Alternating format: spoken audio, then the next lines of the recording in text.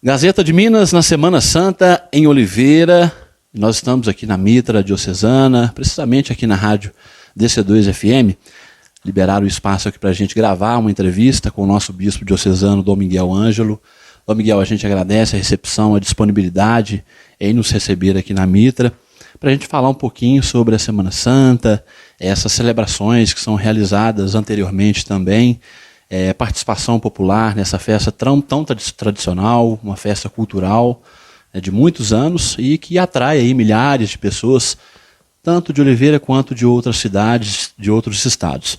Para a gente começar, eu gostaria que o senhor falasse aí dessa trajetória do senhor aqui em Oliveira, falasse para a gente quanto tempo aí de ordenação episcopal e falasse um pouquinho também desse seu trabalho aqui frente à Diocese de Oliveira. E a gente desde já agradece. Eu que agradeço a vocês e a Gazeta de Minas por esse momento, essa oportunidade também de dizer ao nosso povo uma palavra sobre esse tempo tão importante que é o centro do ano litúrgico. Mas, já que perguntaram primeiro sobre minha ordenação episcopal, eu já estava em Oliveira, que fiquei durante 7 anos, quando fui nomeado bispo para a Diocese de Tocantinópolis. Minha nomeação aconteceu dia 17 de janeiro e fui ordenado bispo em 31 de março. E em Tocantinópolis estive cerca de 7 anos naquela diocese. Durante o tempo que estive lá, fui chamado além da questão pastoral, administrativa que um bispo deve assumir, fui chamado a organizar a divisão da diocese, criando uma nova diocese em Araguaína, que o Papa Francisco criou, né, efetivamente neste ano, aos 22 anos do meu episcopado, dia 15 de janeiro. Estarei lá, se Deus quiser, para a instalação da diocese, que será no dia 15 de abril, dividindo assim aquele grande território de Tocantinópolis, que eram cerca de 45 mil quilômetros quadrados, em 2 dioceses. A Diocese de Tocantinópolis, no Bico do Papagaio, e a Diocese de Araguaína, mais ao centro do estado. Será uma alegria estar lá. Depois, a surpresa minha foi minha transferência para Oliveira, mesmo porque não havia pedido, mas me veio a transferência e o núncio me disse naquele dia claramente, olha, obedeça ao Santo Padre. Então eu vim para a Diocese, que tomei posse dia 7 de dezembro de 1900 não,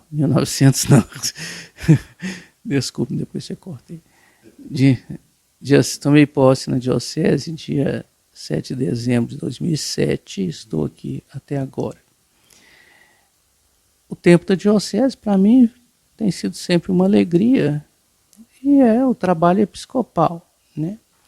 O cuidado com os sacerdotes, a atenção às comunidades e a função administrativa, que às vezes acaba consumindo grande parte do tempo de um bispo também, mas o trabalho é essencialmente pastoral, especialmente aquele primeiro a que somos obrigados, rezar pela igreja e pelo povo da diocese.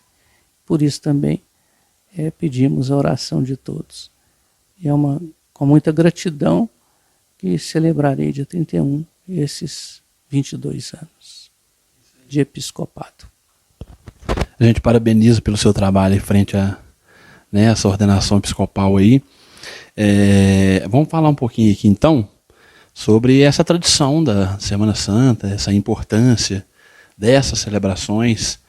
Eu acho que também entra nesse quesito da significatividade no cenário estadual e também no cenário nacional, né? A nossa Semana Santa, todos sabem, tem uma força assim, muito simbólica, né? O que outras cidades, né, infelizmente não têm, né? Muitas cidades a gente não vê essas celebrações, essas encenações como é da Semana Santa, né? Como é que o senhor vê essa simbologia da Semana Santa aqui em Oliveira, fomentando ainda mais a tradição e a cultura religiosa aqui da cidade. Na verdade, queria pontuar uma coisa antes em relação ao que a primeira pergunta. Olha, o que foi feito na diocese não foi feito por mim, mas pela graça de Deus, com a ajuda especialmente de tantos sacerdotes e religiosas e o povo de Deus, tão bom dessa região nossa, que também é a região onde eu nasci, né? Porque eu sou de Itaguara e minhas raízes familiares estão em Oliveira. Sobre a Semana Santa, é preciso colocar primeiro aquele ponto principal da Semana Santa, que é o mistério da Páscoa, né?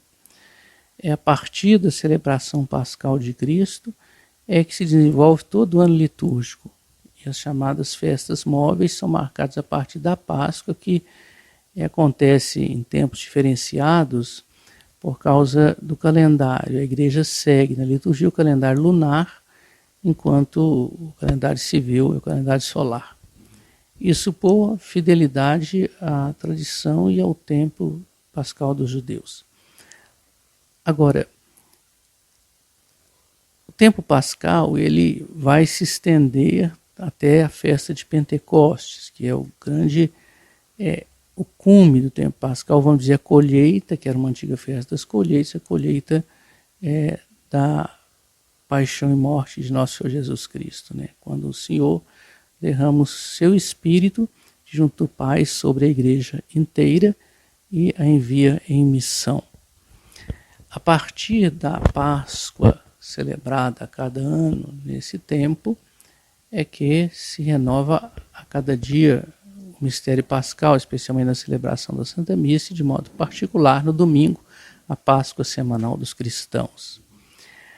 Quanto às celebrações da Semana Santa, basicamente na liturgia constam do Domingo de Ramos, que recorda a entrada triunfal de Jesus em Jerusalém, a sua aclamação pelo povo como rei de Israel, como Messias, e depois a Quinta-feira Santa, na celebração na Ceia do Senhor, com o rito do lava-pés, onde recordamos a instituição da Eucaristia do sacerdócio e o serviço a que somos chamados como cristãos, lavar os pés uns dos outros, a celebração da paixão e morte do Senhor na Sexta-feira Santa, quando somos chamados ao silêncio, ao jejum e abstinência de carne e a busca de realmente identificação com o Senhor no mistério da sua entrega.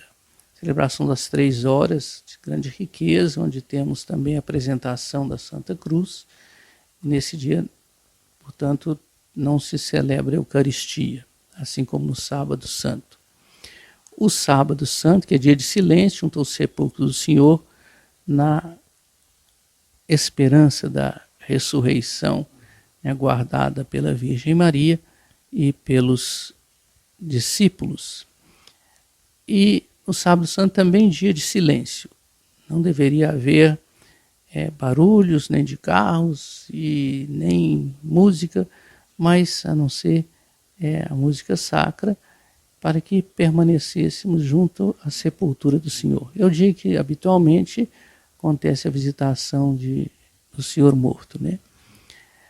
A Vigília Pascal, que é o centro, propriamente junto com a celebração da Quinta-feira Santa e das 3 horas da tarde, vai acontecer à noite, com uma série de leituras desde o Antigo Testamento, da criação, até passando pelos profetas, e depois a proclamação do Evangelho da Páscoa, com os ritos batismais, de bênção da água, a apresentação do Círio Pascal, com a qual começa a celebração, lembrando a luz do Cristo ressuscitado, que ilumina todo homem que vê este mundo.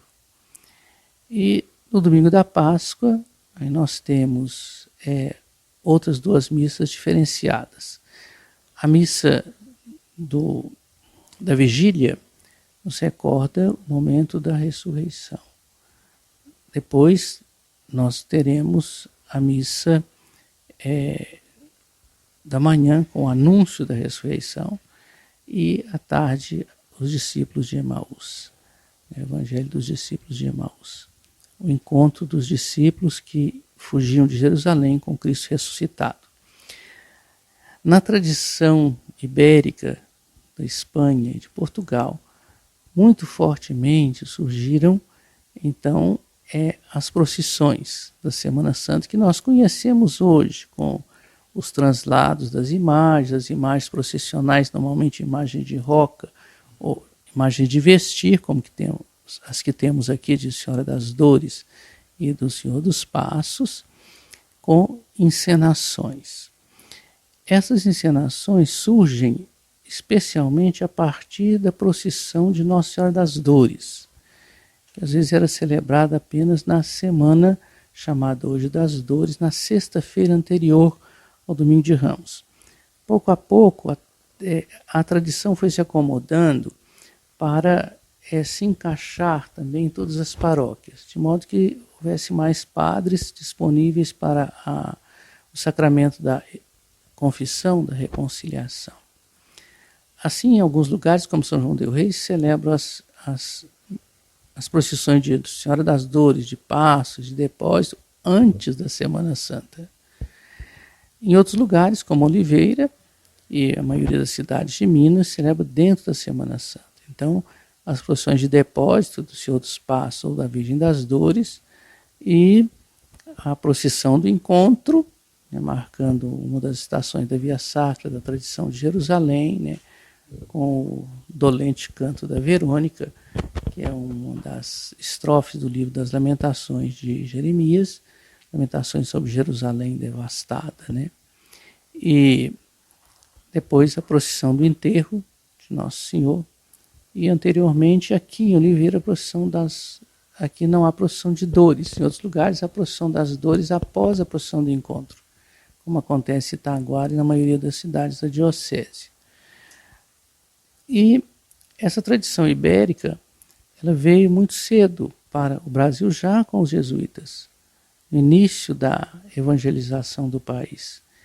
E, igualmente, os portugueses levaram essa tradição para a Sardenha, da Sardenha para a Itália, assim, outros lugares, celebrada ainda com grande solenidade em Portugal e na Espanha e nos países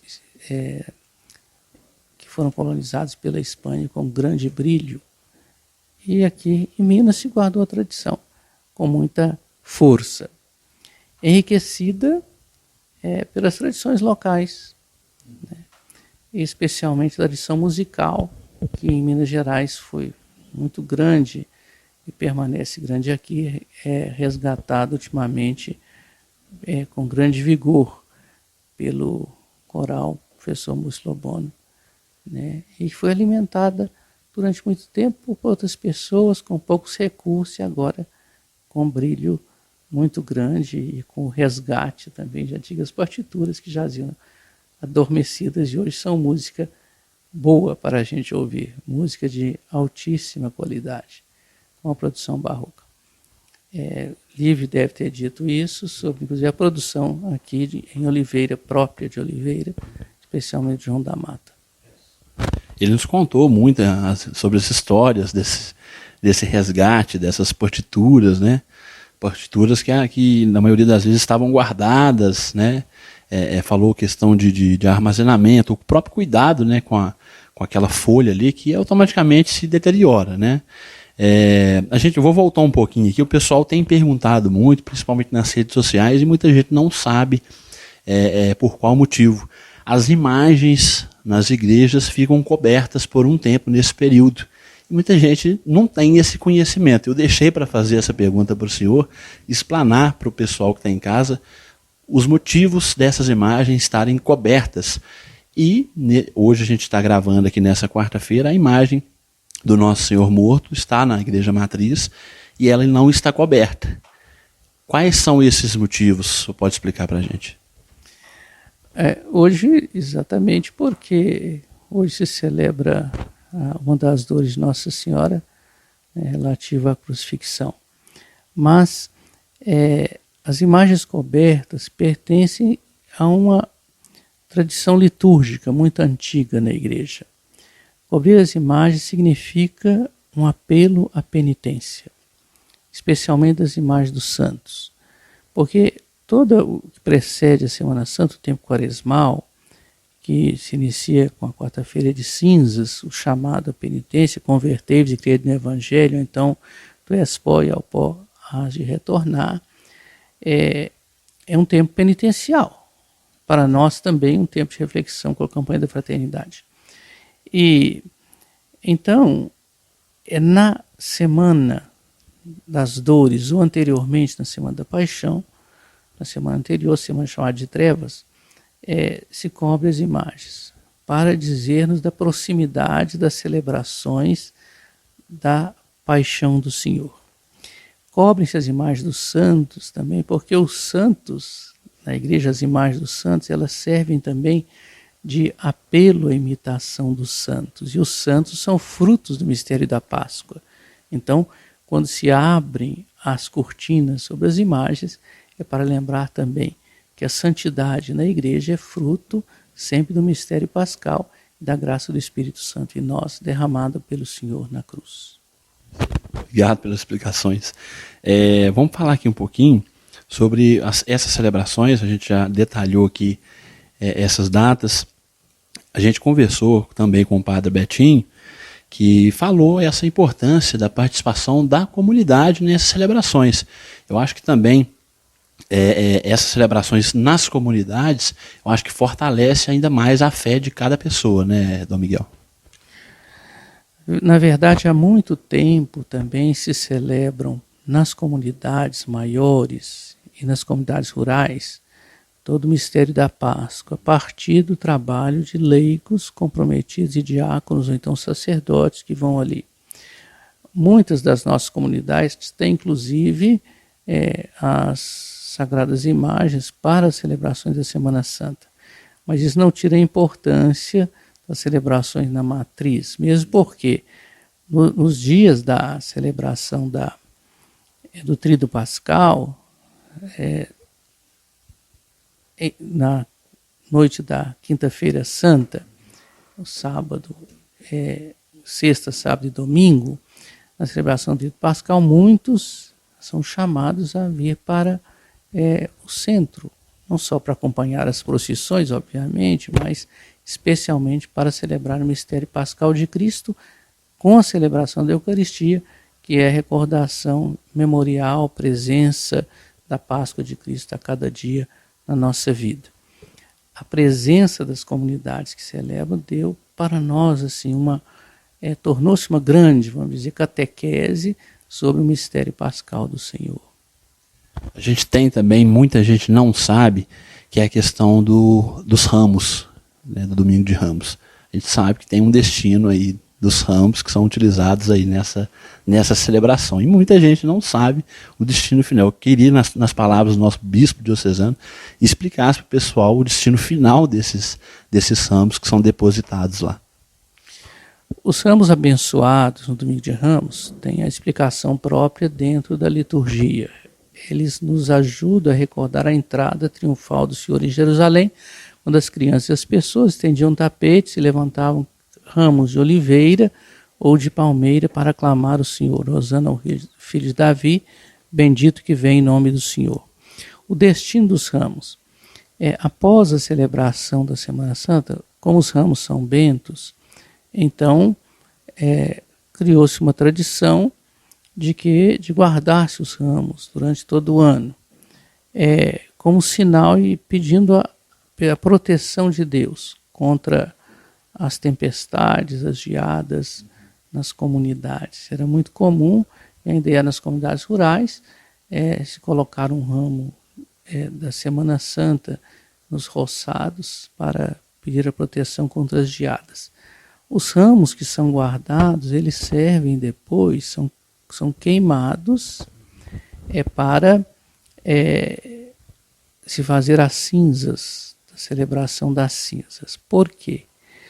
Para se recordar o ciclo pascal, porque o ano litúrgico ele vai se repetindo a cada ano, né? Nas festas da Páscoa e depois a Ascensão do Senhor, Pentecostes e as festas depois do Natal, né? Com toda a preparação do tempo do Advento, e aí inserido no calendário litúrgico também a festa do Coração de Jesus, da Santíssima Eucaristia em Corpus Christi, depois as festas da Virgem Maria e dos santos.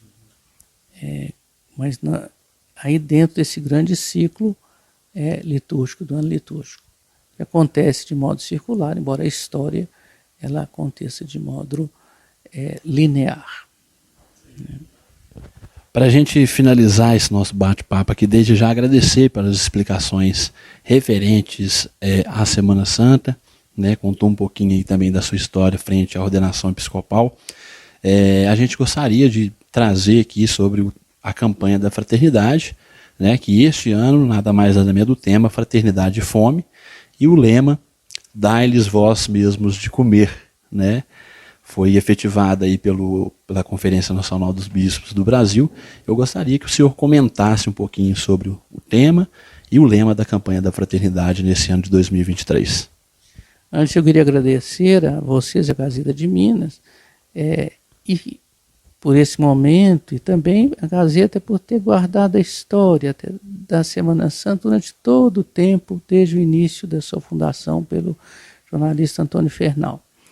E queria também fazer memória e lembrar, com agradecimento, aos padres anteriores que mantiveram essa tradição em Oliveira, inclusive dos motetos de paz tão belos e de dores e a música litúrgica, e especialmente nos últimos anos ao padre Giovanni, que deu muito valor à música em Oliveira, ele também é músico, né? O padre Ronaldo também é músico, o padre Betinho, que também é músico, não sei se sabe, ele foi saxofonista da banda muitíssimos anos, né? E a Núbia e a Olívio, que tomaram frente junto com aqueles que já gostavam de música para levar adiante o resgate da música tradicional em Oliveira. E aqueles todos colaboram na Semana Santa. Há tanta gente que, se a gente for elencar, a gente não dá conta, só sabe mesmo o coração de Deus. Agora, sobre a campanha da fraternidade. A campanha da fraternidade já tem muitos anos já no Brasil. O início da campanha da fraternidade surge com Eugênio Salles, no Rio Grande do Norte, quando ele era bispo lá. Depois trouxe para o Rio de Janeiro e foi assumida pela Conferência Nacional dos Bispos. Todos os anos a campanha da fraternidade aborda um tema ligado ultimamente de modo mais forte às questões sociais. Esse ano, a questão da fome. Os temas da campanha da fraternidade são definidos entre 2 e 3 anos antes, para que se prepare também o material. E qual a ideia da campanha da fraternidade? Aquilo que está, primeiro, a partir do livro dos profetas, né? Especialmente o profeta Isaías, quando diz: sabeis qual o jejum que eu aprecio, libertar as cadeias do oprimido, dar pão a quem tem fome, para recordar-nos também as obras de misericórdia elencadas pelo Senhor no capítulo 25, versículos 32 e seguintes de São Mateus, e aquilo que Nosso Senhor lembra a respeito do jejum, da esmola e da oração, as 3 obras chamadas de religião, né, que Nosso Senhor diz: quando jejuardes, unge a tua cabeça, né? E nos lembra a necessidade que o jejum e a penitência transformem-se em caridade para com as outras pessoas, especialmente para com os pobres. A realidade da fome é uma realidade que sempre acompanha, não só o Brasil, mas acompanha o mundo inteiro, porque ela depende de muitas coisas. E a campanha da fraternidade, ela nos recorda a necessidade de partilhar. E faz uma proposta de ação concreta, a partir da conversão pessoal e daquilo que Nosso Senhor diz aos discípulos na multiplicação dos pães, no Evangelho de São Mateus, quando Jesus diz aos apóstolos: dai-lhes vós mesmos de comer, e eles não tinham com que responder isso? Nosso Senhor, então, eleva os olhos ao céu, multiplica os pães e sacia uma grande multidão. Esse mandato feito aos apóstolos, aos discípulos, é mandato feito a nós. É um desafio, como dar de comer aos nossos irmãos que passam fome. Primeiro, a campanha da fraternidade lembra a necessidade da caridade assistencial, aquela que procura resolver os problemas imediatos. Depois, da caridade que transforma, né, que é capaz de fazer com que todos tenham direito aos bens fundamentais necessários para a sua vida com dignidade. O subsídio da campanha da fraternidade apresenta muitas estatísticas e também os textos evangélicos do magistério da igreja, mas também propostas. O que podemos fazer em âmbito pessoal, em âmbito comunitário, eclesial, e também o que podemos fazer a partir das instituições da sociedade civil e do governo, né, do Estado.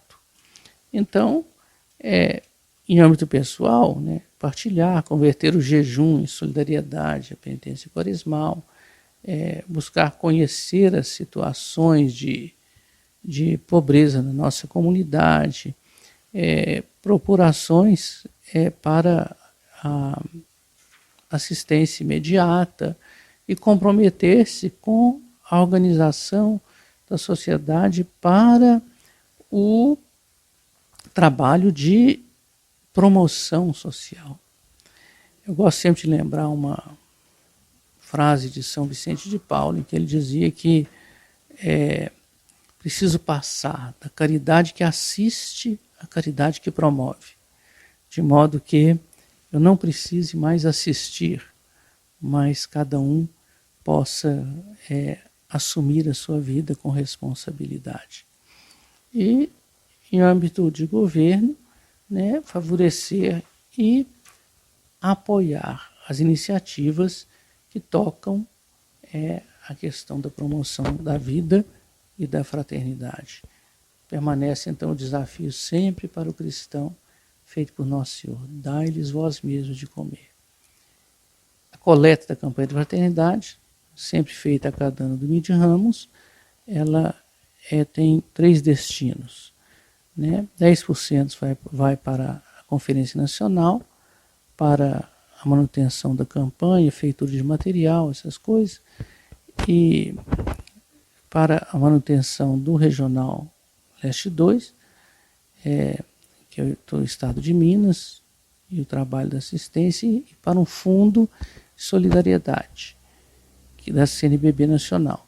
Esse fundo, as entidades podem apresentar seus projetos conforme o tema da campanha e receber ajuda. E 60% fica para a diocese, no trabalho próprio da diocese, da caridade diocesana.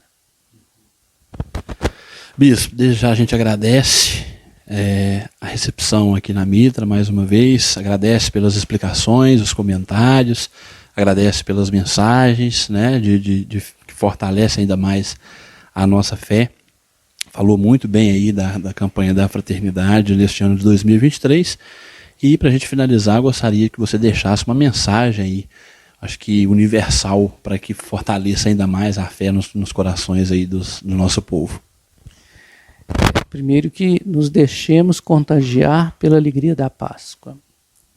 As comemorações da Semana Santa, elas nos fazem participar do mistério da dor, da paixão do Senhor e da compaixão da Virgem Maria, mas para bem preparar-nos para o mistério da Páscoa.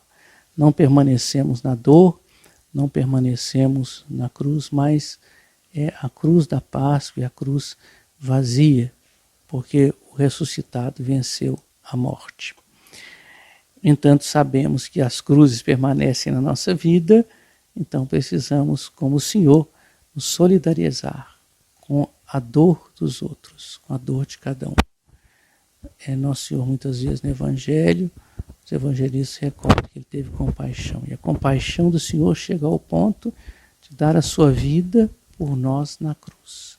abrindo-nos assim as portas da eternidade, as portas do céu. Como ao bom ladrão, na última palavra daquele homem que pediu ao nosso Senhor que tivesse compaixão dele, e ele então recebe do Senhor o prêmio da glória eterna. Que um dia possamos também gozar com o Senhor toda a humanidade, todos nós, também aqueles a quem não amamos bastante, da visão de Deus no céu, como na plenitude da igreja triunfante. E que nós possamos viver essa Semana Santa, de fato. Silêncio na Sexta-feira Santa, no Sábado Santo. Silêncio na sexta-feira, jejum e oração. Sábado Santo, silêncio e meditação junto à sepultura do Senhor. No domingo, na alegria da Páscoa. E participemos dos exercícios quaresmais. A busca da reconciliação, o sacramento da penitência, a participação na meditação da paixão do Senhor na via sacra, a leitura da palavra de Deus, a oração, a esmola e a penitência. E para todos uma feliz e santa Páscoa na ressurreição do Senhor. Muito obrigado a todos, que Deus abençoe e guarde a todos no seu amor. Amém. Obrigado, Bispo Diocesano Dom Miguel Ângelo Freitas Ribeiro. Gazeta de Minas, na Semana Santa, em Oliveira.